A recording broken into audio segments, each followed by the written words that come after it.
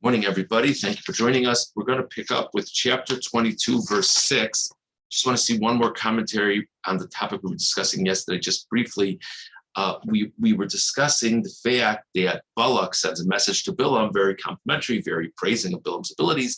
And he says, I know you have the ability to bless and the ability to curse.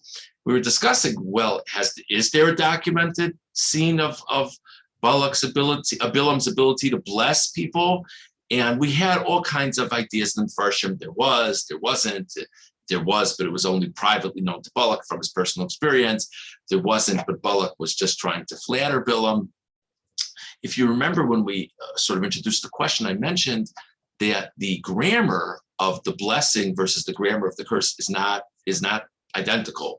It said in the context of the blessing, I know those who you bless are blessed, and those who you curse will be cursed. Just on that specific point, I just want to share briefly a Kli Yakar on Pasuk Vav. I prepared in one Chumash, and I'm reading from another Chumash. The Chumash in which I prepared, it was a separate paragraph, beginning with Ki Yodati. In the Chumash in which I'm now looking, it's not a separate paragraph. But in any event, it's near the end of the Kli Yakar with the beginning words, the bold words, Ki Yodati es asher tvarech mevorach. Lo amar yevorach kederach she'amar yuar. It doesn't say will be blessed, like he says by the curse, will be cursed. Lefisha amar lo dafka baklalos yesh lecha koach v'lo babrachos. He's saying to him, you have the ability to curse, but you don't have the ability to bless. Ki as asher tivarech kvar hu mevorach. When you bless a person, actually the person was blessed before you opened your mouth. It's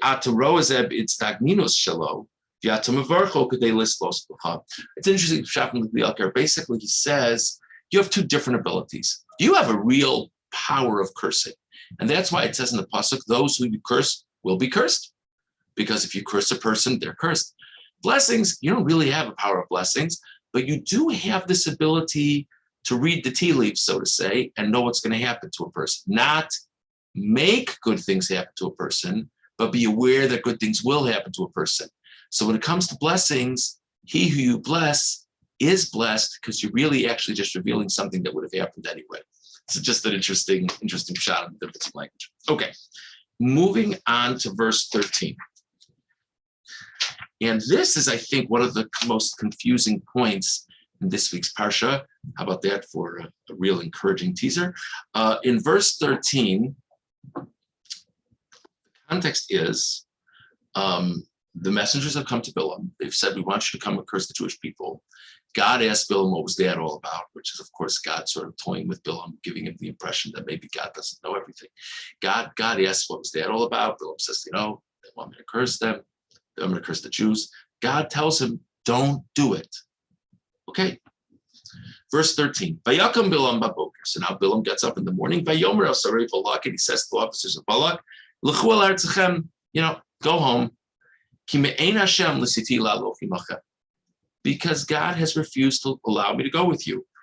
This would have been a very different story if it would have ended here. This is what we call the right answer. God told him, don't do it.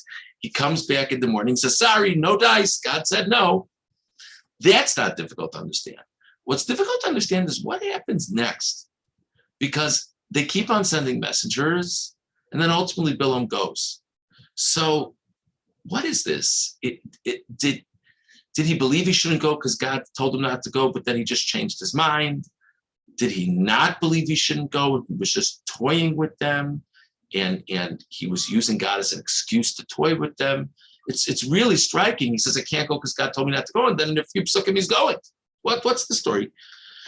So let's see the Ramban. Ramban on Pasuk Yud Gimel.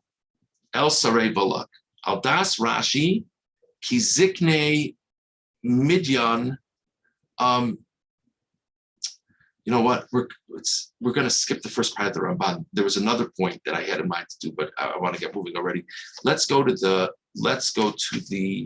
second Ramban on this pasuk. Second Ramban on pasuk Yud Gimel. L'siti la'aloch imachem, to give me to go with you. Ella im sarim gedolim.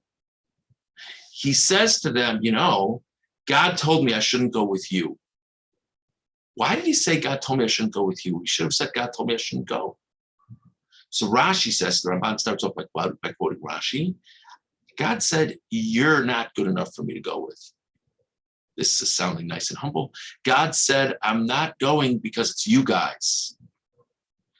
Lamanu sharucho gasa. We see that he was a very haughty person. So he had to admit that God had closed the door in front of him. And so as opposed to saying my hands are tied, he said, yeah, it must be you guys aren't good enough. And that's why God told me not to come with you. It's a you guys thing. And therefore, says Rashi, it makes eminent sense. Lefichach vayosef od Balak shloach sarim. So Balak was listening very well, according to Rashi, when he sent new messengers, because he sent more prominent messengers. So that's the story according to Rashi. So Bilam does feel constrained, but Bilam is conveying that he's only constrained because the messengers aren't good enough. Says the Ramban, ve'einenu nachon. I don't think that's right. I don't think that's the pshat in the pasuk. Ki kol kvodo she'ispar v'yiskadol b'dvar Hashem. One of his big things is that, he's presenting himself as a person who's this great expert about the word of God. Va'od, kihu lo yachoshev shitin reshus l'lechas imsar macherim d'fadim. Surely Bilam didn't think really that God would give him permission once it was better messengers. So it's a nice cut down to the people in front of you, but then what are you going to do if they send better messengers? So the Ramban says it's difficult to understand that that's what's going on. Avotamo she'ein chayfetz Hashem she'elev klal. Bilam is saying, I'm not supposed to go. Again, Rashi said it's a cut down. The Ramban says, no, Bilam is just saying, God said I can't go. V'nei Balak chasharosam ki laharbo scharo amakach. Balak suspected that Bilam was toying with him. He really wasn't, but he suspected he was toying with him, and that he was saying to him, it's in all the shows and all the stories and this and that, no. When you give the person enough money, the answer becomes yes. V'kach amar lo lama lo halachte eloi ha'umnam lo chal kabdecha. So Balak's response to Bilam seems to really be a non sequitur. He says, why aren't you coming with me? Don't you think I can honor you? So according to Rashi, it's not a non sequitur because Bilam meant it as a, you're not doing a good enough job. According to the Ramban, Bilam didn't mean that at all, but Balak thought Bilam was toying with him. Bilam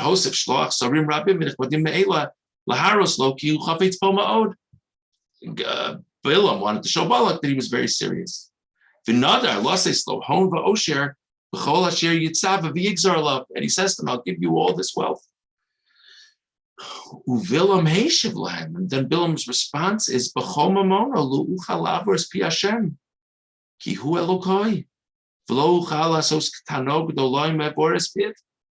says, look, I just can't do it. There's a later pasuk in verse 18. Bilam also saying, I just can't do it. I can't go against God. I can only do what God says.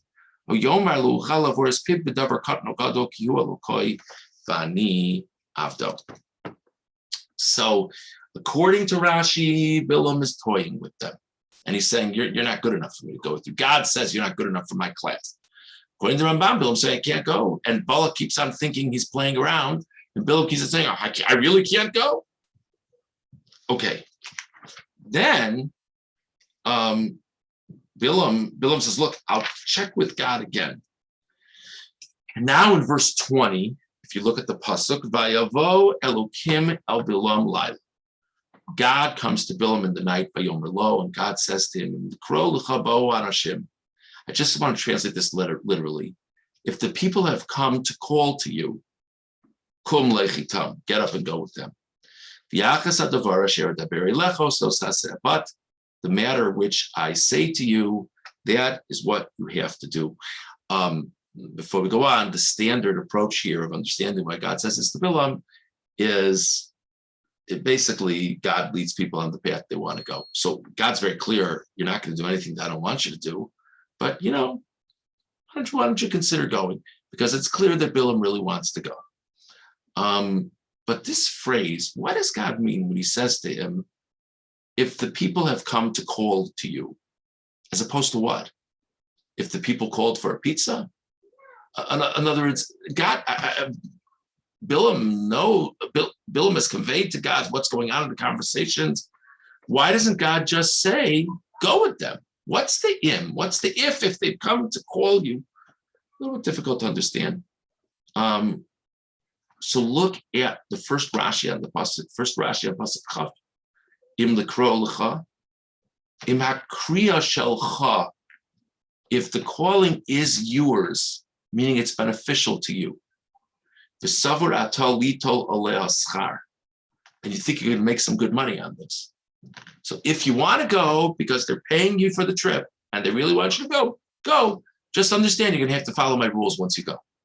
So that's how. So it's not that I want you to go, but if you think it'll be good for you to go, you can go. That's how Rashi understands it.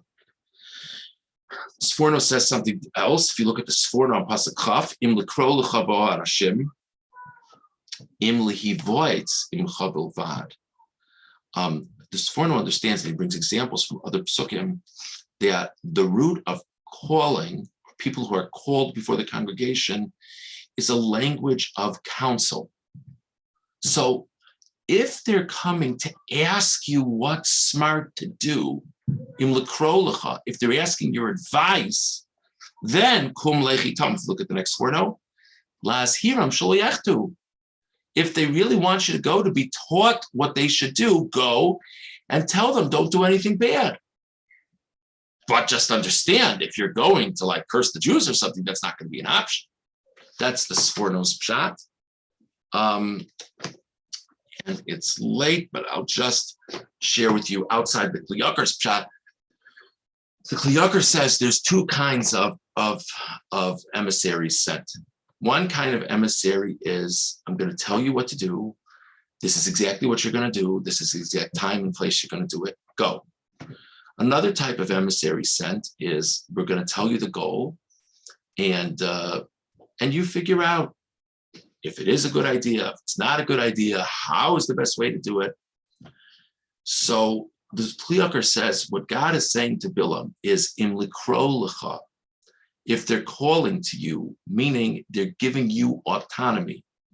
If they're telling you, look, we've got this issue with the Jews, do whatever you think makes sense. Go for it. Just understand, you're not going to do anything I don't want you to do, says God.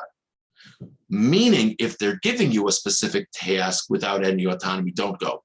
It's not going to be good for you to go. But if they give you autonomy, then you can go.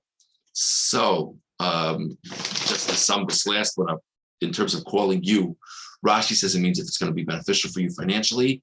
Sforno says it means if they're asking your advice as to what to do. Kli Yakar says it means if they're giving you autonomy as to what you'll do and how you'll do it. We also discussed the Ramban and Rashi this morning as to what extent Bilam really meant it when he said, I can't go because God says I'm not going to go.